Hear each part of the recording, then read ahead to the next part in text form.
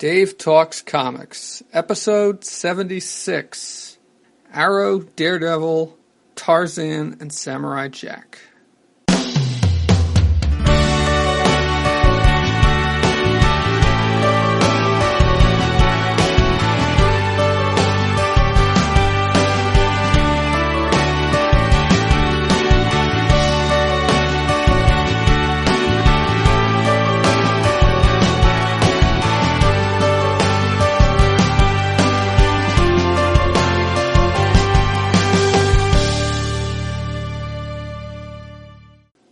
Welcome to Dave Talks Comics, a program on the subjects of comic books and cartoons.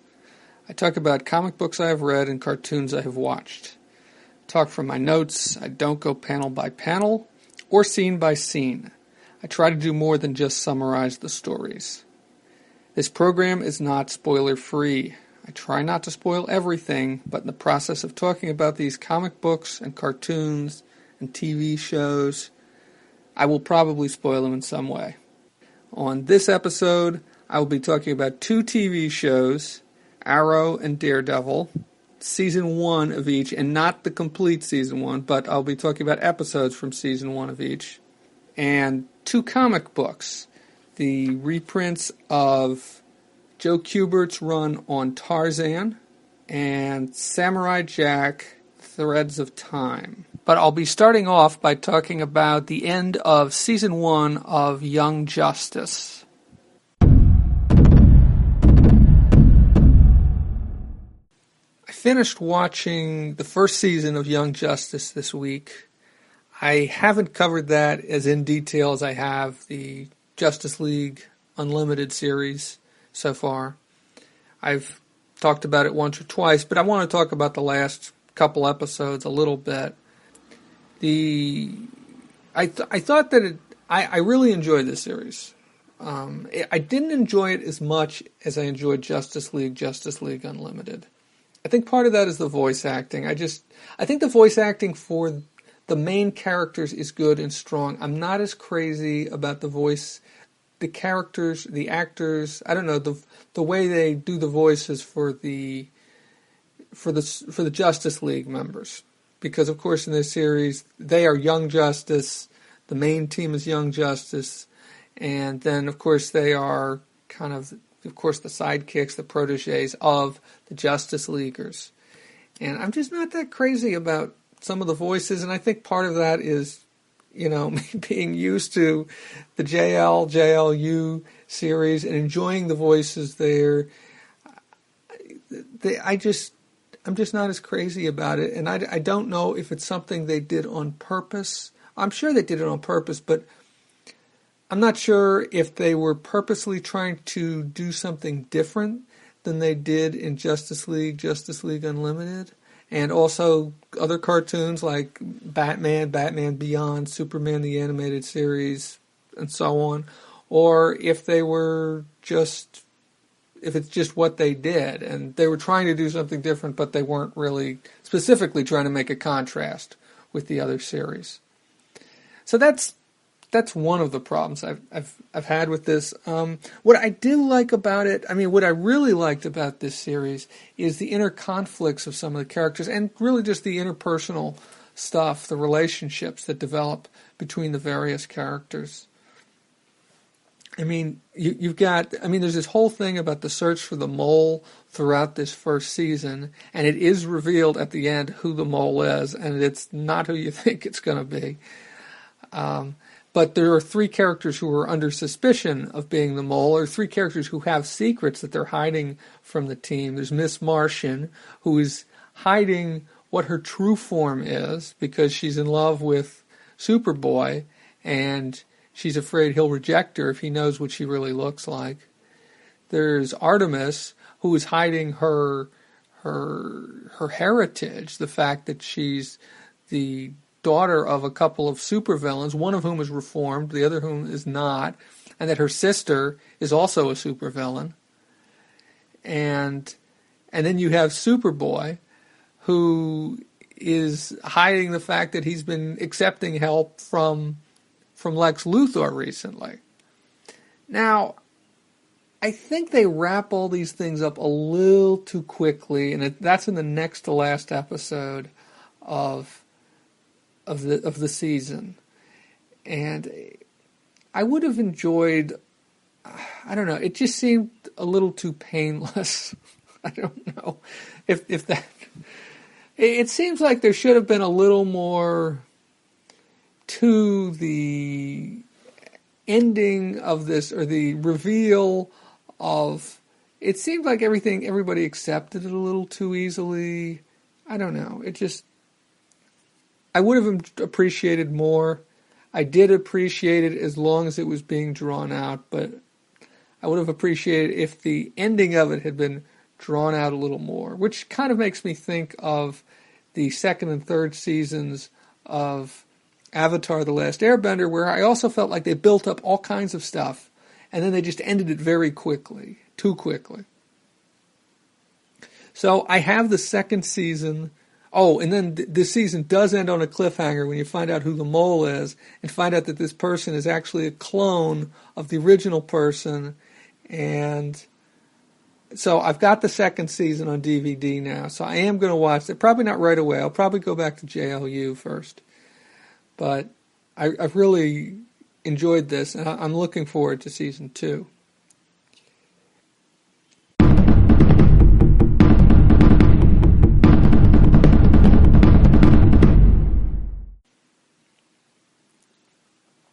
So I want to talk about some television I've been watching, superhero television shows. First off, Daredevil, or maybe I should start with Arrow. Let me start with Arrow because that's kind of fast. I don't have a whole lot to say about Arrow. I'm up through the 15th episode of the first season. I enjoy it. I don't think it's great television, but I'm kind of having fun watching it. I think sometimes it's kind of ridiculous. I kind of compare it to Alias, the Jennifer Garner TV spy espionage show from years ago, which I have also been watching.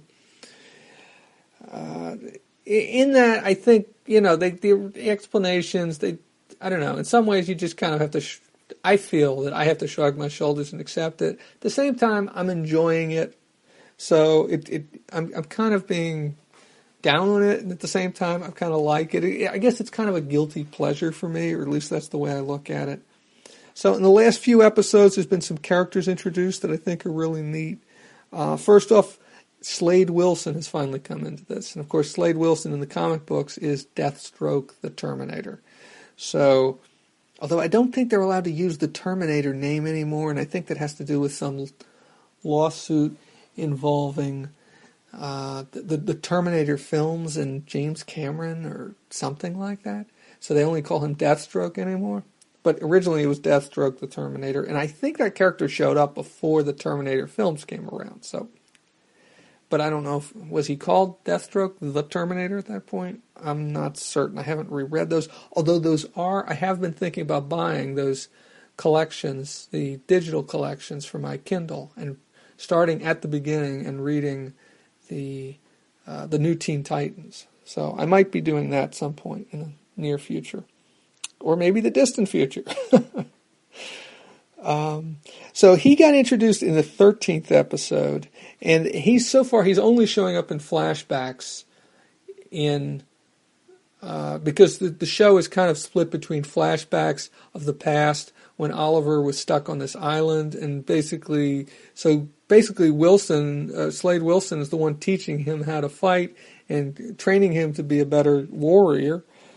And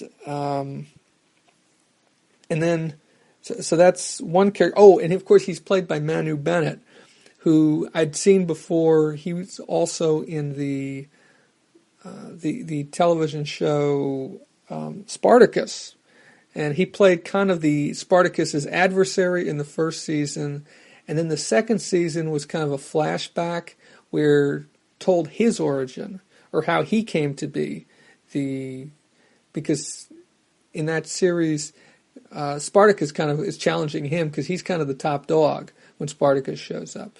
And his character's name was Crixus. And that's a really cool show. Although I haven't seen all the seasons. I only saw like the first season. And then the second season, first season was like, I think 15 episodes, and the second season was just, I think, 6 episodes. And then I think there's 1 or 2 more seasons, although the guy who played Spartacus died of lymphoma or something like that. So they had to bring in another actor to play his part, and that's part of why they did that miniseries, which didn't involve him because he was sick at the time, I believe. I don't think he had died yet, but he was very sick, and so I guess I should move along. The next episode 14, was the Odyssey, and I guess the cool thing about this one was that they finally brought Felicity into the fold, because at first Oliver was operating by himself, and then I can't remember, it was like 4 or 5 episodes in, what's his name? Diggle, his bodyguard, finds out. I can't remember. I think he finds out that Oliver is Arrow, although they don't call him Arrow ever. He's just the vigilante or something like that, or the Hood or something like that. Although he dresses up kind of like Green Arrow from the comic books. So Felicity is finally brought into the fold, which I thought was really cool.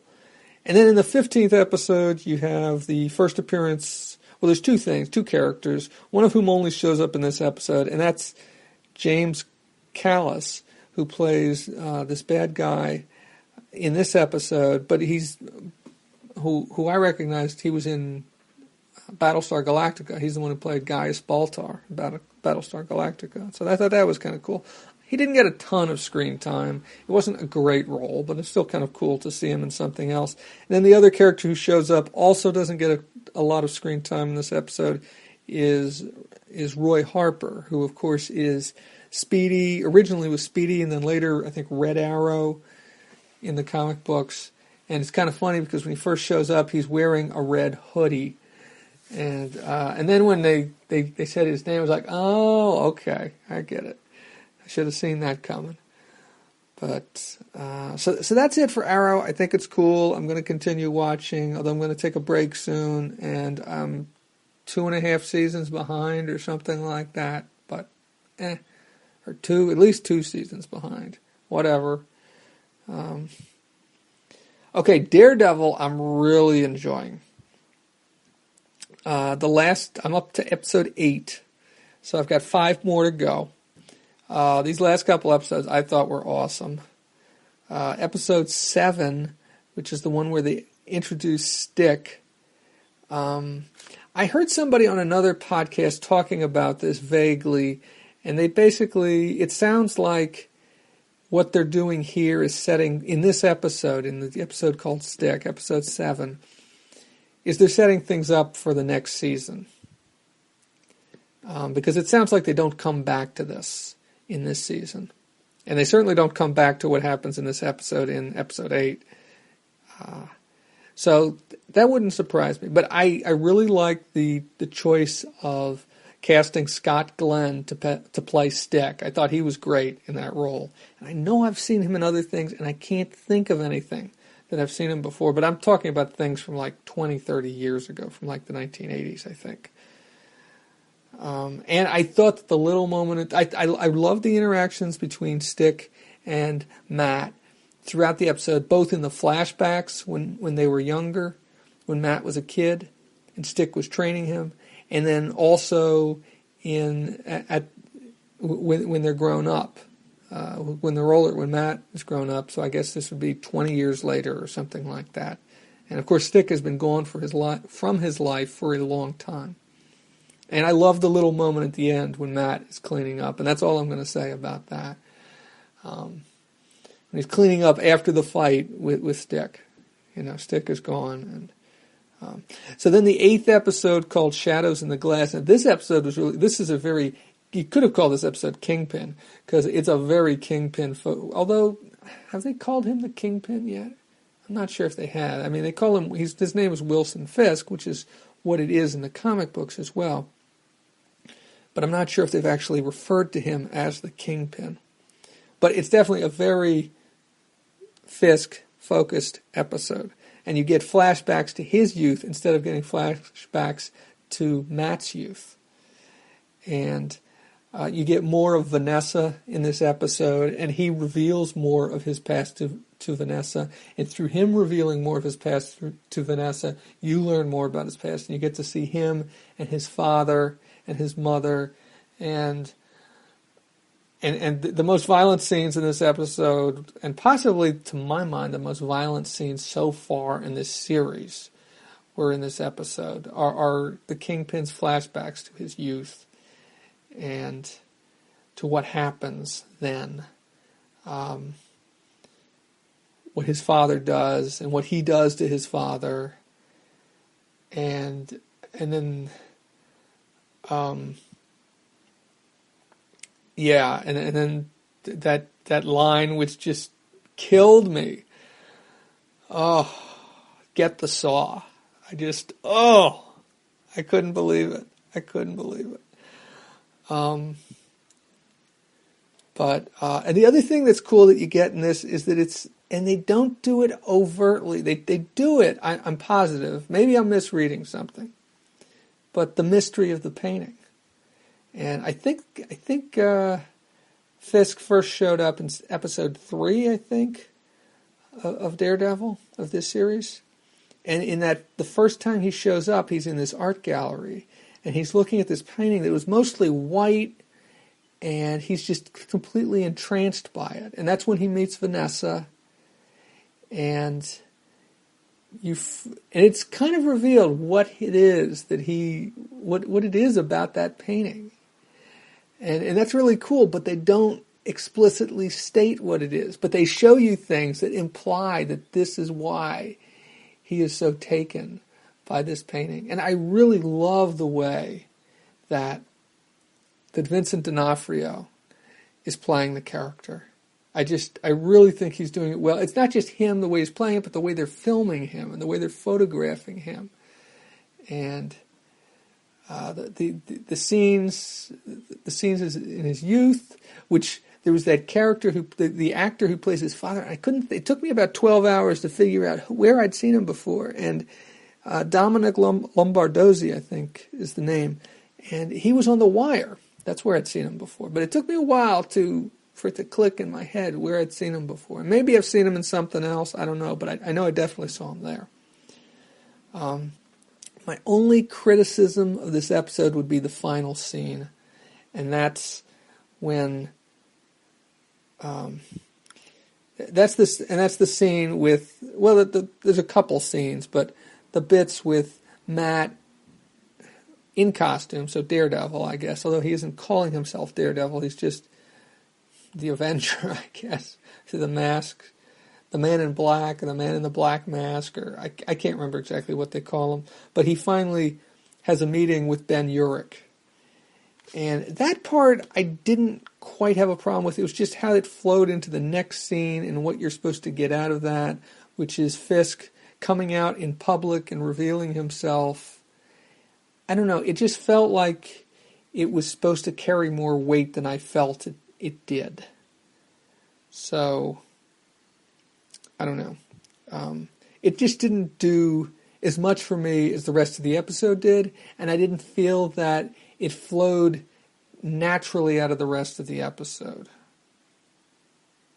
I understand that it was a point that they wanted to make, but I wish they had worked it in a different way, in a way that would have worked better for me. Selfish me.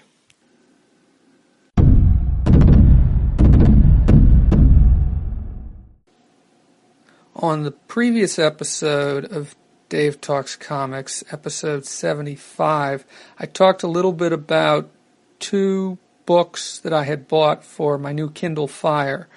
Tarzan by Joe Kubert, or the first volume of Tarzan by Joe Kubert, and Samurai Jack, The Threads of Time. I finished reading both of those. When I talked about them in the previous episode, I was only partway through both of those. I finished reading both of them, and on the whole, I enjoyed them a lot more once I had finished reading them, for different reasons, I think. In the case of Tarzan, I had read the first 5 of 8 chapters. The first 4 chapters were one story, which was supposed to be the origin of Tarzan, and then there was a story called Tarzan and the Land of the Giants, which was the 5th chapter. And then 6, 7, and 8 are all one-shots, kind of like 5 is. And in these, I think the big improvement is that Kubert gets away from telling the stories, trying to do too much of an homage to the Sunday strips that he remembers so fondly. Instead, he just tells these stories as one-shot comic books, and he goes with the comic book format, or at least that's how I interpret it.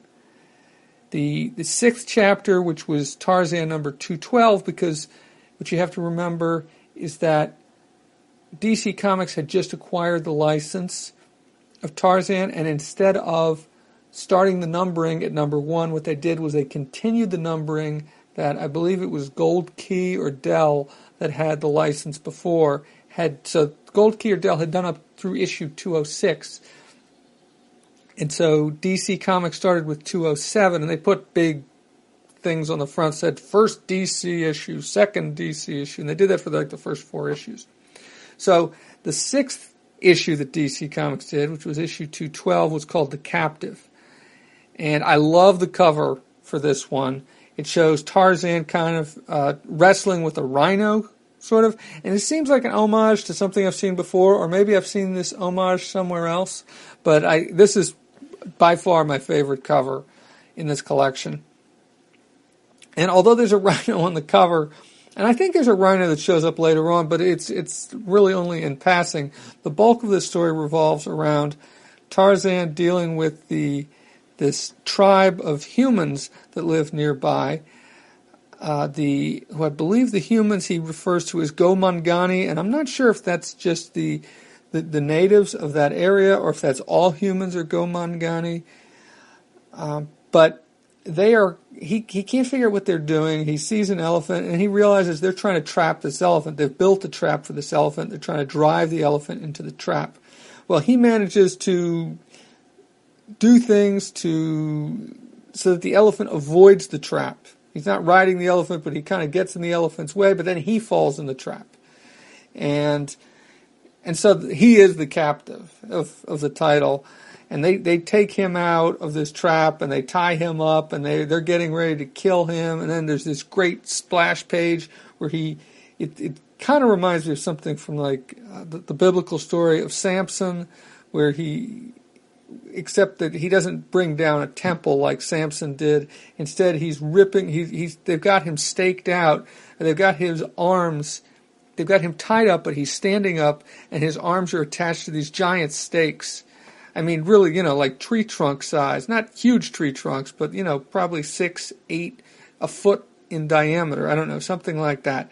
And there's this great splash page where he's ripping one of these stakes out of the ground, and of course all of these tribesmen are going nuts and they're trying to attack him, and this fight ensues. So that's the 6th issue. The 7th issue, another one shot, issue 213, is called Balu of the Great Apes, and I can't remember if Balu is a name or if it's because Balu is a young ape. And, but this story starts off interesting. It starts off with Tarzan getting into the fight with another ape. All the apes of the tribe that he belongs to are kind of hanging out, and he gets into a fight with another older male ape. And what's interesting about this is while that's going on, there's some panthers that are hanging out nearby, and the panthers have been watching Tarzan and the other apes. And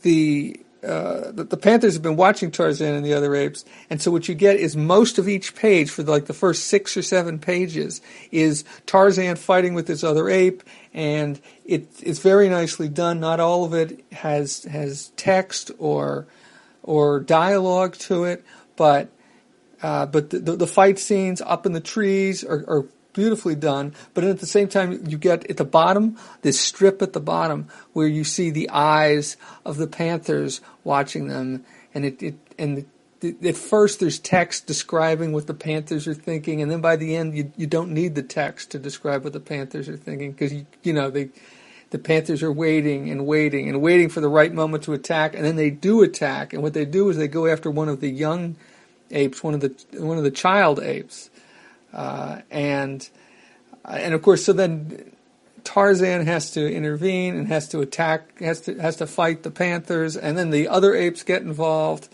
but it's really beautifully told, and I love that, because you've got in the earlier part where you have Tarzan fighting with the one ape whose name is Tog, and the Panthers watching. It's kind of like on the top you have the active, and at the bottom you have the passive. You got this split screen going on, and it's just really cool, I think. And then the third, or the eighth, the third of the issues I'm going to talk about here, the eighth issue, which is Tarzan number 214, is it's called The Nightmare. And basically what happens is Tarzan's very hungry. He hasn't been able to find any food. They show him about to attack this deer and kill the deer for food, but then he realizes how small the deer is, and so he says, "No, I'm not going to kill you. You're too small."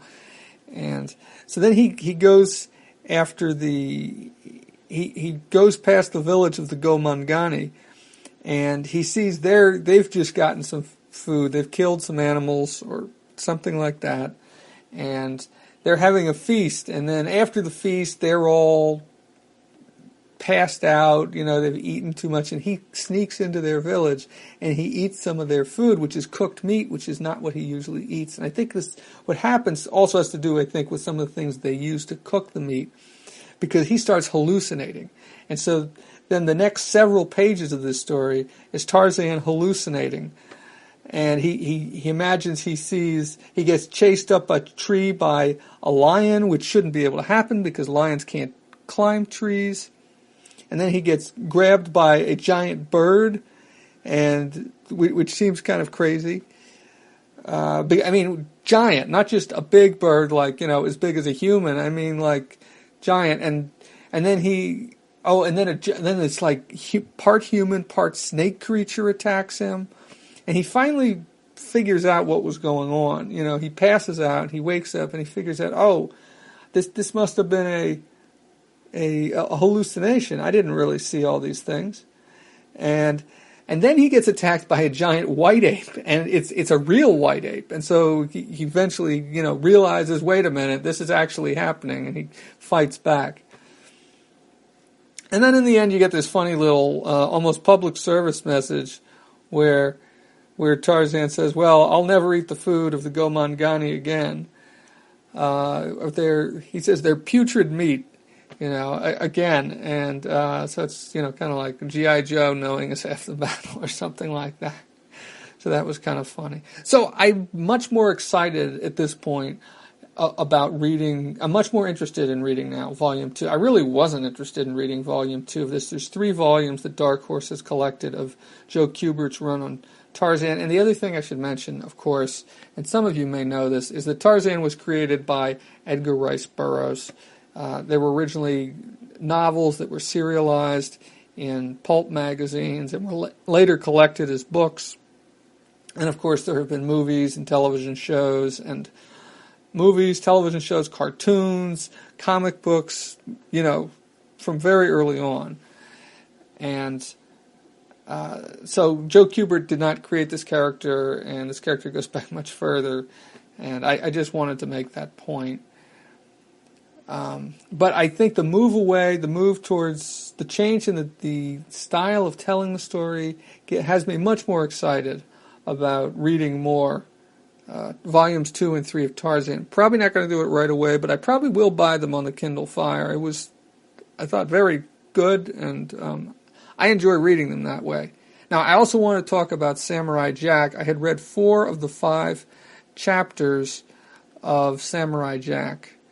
The first collection from the IDW series, which I think just wrapped up, and I think only ran something like 17 or 18 issues. And this is the first 5 issues, and the story is called The Threads of Time. And I wasn't too crazy about the first four. I mean, there was things I liked about them, but I didn't love them. But in this final chapter, we finally get what I had kind of complained about before, or we finally get what I complained about there not being in the first four chapters, which is Aku, the demon, Jack's enemy, the demon that rules the earth. And so finally Jack confronts Aku, and the reason why he has to confront Aku, well, there's more than one reason, but the immediate reason why he does is because Aku has the last of the threads of time. And he's actually using it as a piece of dental floss, which is kind of funny. So this fight ensues between Aku and Jack, and I don't want to get into too much detail about how it all winds up, but I enjoyed this last part for a number of reasons. Number one, you get this humor which was present in the cartoons involving Aku, where Aku would make these little kind of one-liners off to the side, these kind of little comments that were not always, I think, intended by him to be humorous, but were humorous. And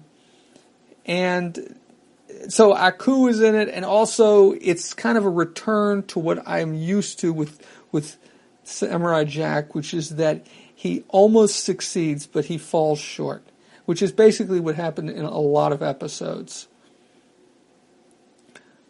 Because one of the basic story plots that you would find in the Samurai Jack series is that he finds a way to get back to the past. He finds this magical device, or he doesn't find it, but he learns of it, and then he goes after it, and then before he can finally get it, something happens to prevent him from getting it. Either he has to use it for a different reason, or he has to give it to somebody else, and so he's not able to use it to get back to the past. And that's kind of what happens here. But I don't want to go into the details of exactly what happened. So I'm excited about reading Volume 2 now, which I've already bought, because they were both on sale at the time I bought them. And I believe there's some characters who show up some more characters from the cartoon who show up in Volume 2, in particular the Scotsman. I'm not sure if it's all one story or not. I haven't downloaded it yet. I haven't looked forward to see exactly what it's all about. But I guess the good news is that this is a good story, and really all 5 issues need to be read as one story. Just reading the first 4 would be kind of like turning off an episode of the cartoon after the first 15, 17 minutes and not watching the last 4 or 5 minutes, basically. So this was one story, and it was a very enjoyable story because of the ending, and I'm looking forward to reading more of the IDW Samurai Jack series, which I guess I should mention the creators was done by, the artist is Andy Siriano, and the writer is Jim Zupp. Yes, that's correct. And if you were a fan of the Samurai Jack TV series, I strongly recommend this. And even if you weren't, if this sounds interesting in the least bit, you might enjoy this. Although if you haven't seen the cartoons, I'd recommend trying the cartoons first. I think they're great. About the art in Samurai Jack, I guess first I should say something about the art in the cartoon. The art in the cartoon was very, well, by my standards, it was very innovative. They did a lot of stuff where you'd see panels sliding in and doing things in slow motion, and it was really cool the way they did it in the cartoon. Now, this book is not the cartoon, but it's definitely inspired by the cartoon. And I think it's a little rougher around the edges in the cartoon, but that's not a knock on it. I'm not saying that it's not a knock. What I'm saying is that it's a little looser. Yeah, I think that's probably the best way to put it. The cartoon is a little loose, or the comic book is a little looser, but the artist, Andy Siriano, does some great stuff, I think, with the panel layouts and pages, where he's got the panels broken up in all sorts of wild ways. I'm not sure if every single example or every single page works for me exactly the way it's laid out, but things are done differently on different pages. Sometimes the panel borders are very sharp and distinct, and sometimes they're not. Sometimes they are, and I'm thinking specifically, in fact, I'm looking specifically at the 5th issue right now.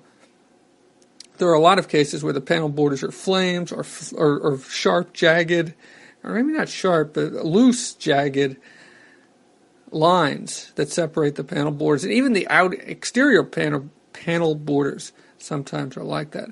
But I really like the way he draws Jack, and the way he draws Aku, and the way he draws the world that this is in. And I mean, Aku is one of those characters, because he is a shapeshifter, he can be drawn in all sorts of different ways, and Aku does take different forms in this story as he's battling Jack, and whether it's his bat-like form or more of a dragon-like form, but there are really some nice things that are done here. And I guess what I'm trying to say is that I really like the look of the book, I really like the visual storytelling, and that it's similar to the cartoon, but it's not exactly like the cartoon. And that's perfectly okay. In my book, that's perfectly okay. It does more than just get the job done. It tells the story in a way that is both creative and, I don't want to say efficient. And the colors are beautiful too. And I have not given enough credit to the colorist. Whoever that might be, let me look this up right now. The colorist is Josh Burcham. And the colors are beautiful too. I mean, because the colors definitely make this, they help to lighten up certain pages or darken certain pages. And at least on the Kindle Fire, as I read this, they look great. I'm not sure, I know colors don't always look exactly the same on a printed page, but this is beautiful artwork, and that's definitely a part of what makes this book as enjoyable as it is, especially the final issue, because I'm not looking back at the previous issues right now. I'm just looking at issue 5.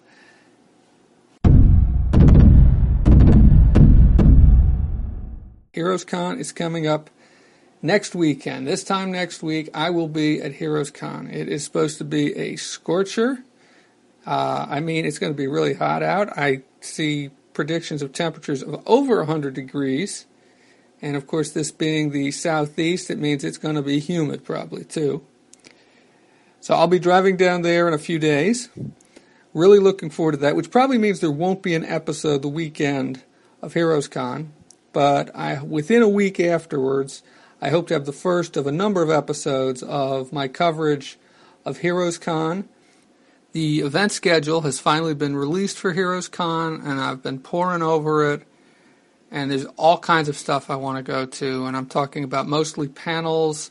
Some of them involve a movie, and quite a few of them involve creators of comic books, and some are scholars talking about comic books, and it looks great. I'm not going to try and list all the things that I'm really looking forward to right now. I might tweet some of them out or post them on Facebook or both over the next week leading up to the con. But this definitely is the biggest convention that I go to each year, and I am really looking forward to it.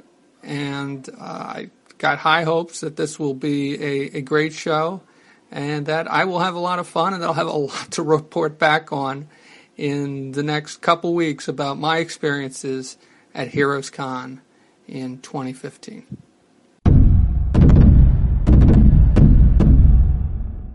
That's it for episode 76 of Dave Talks Comics. Dave Talks Comics can be found on the web at davetalkscomics.com and facebook.com/DaveTalksComics. On Twitter, at DaveTalksComics. Email can be sent to davetalkscomics@gmail.com. Next time on Dave Talks Comics, I will probably be talking about Heroes Con. I'm Dave. Thank you for listening.